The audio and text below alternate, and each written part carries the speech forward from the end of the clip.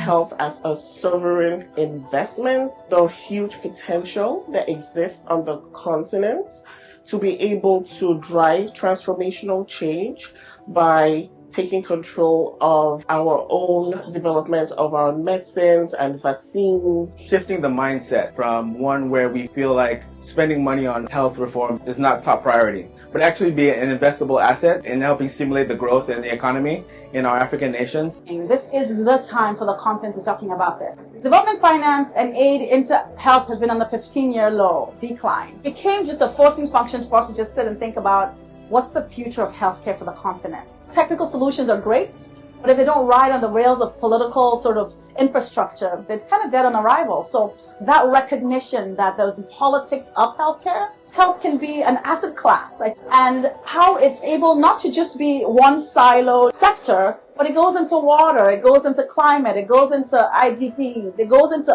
all kinds of sectors. For the first time, I heard ministries of finance saying that health is not a social expenditure, it's macroeconomic investment with returns that are expected. This shift in the narrative is key because until now, that was a misunderstanding on the way that health was perceived.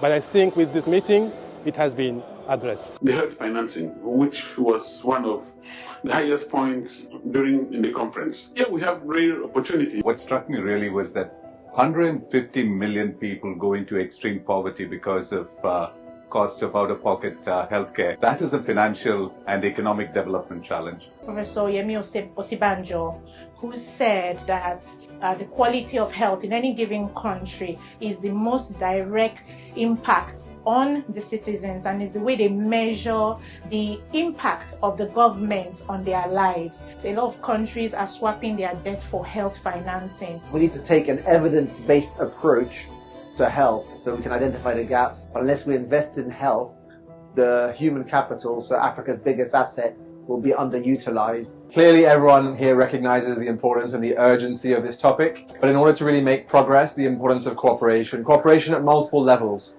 So we talked about cooperation within countries between ministries of finance and ministries of health. We talked about cooperation across the continent of Africa as a whole, between different countries, so there's clarity around who's doing what and efficiency there.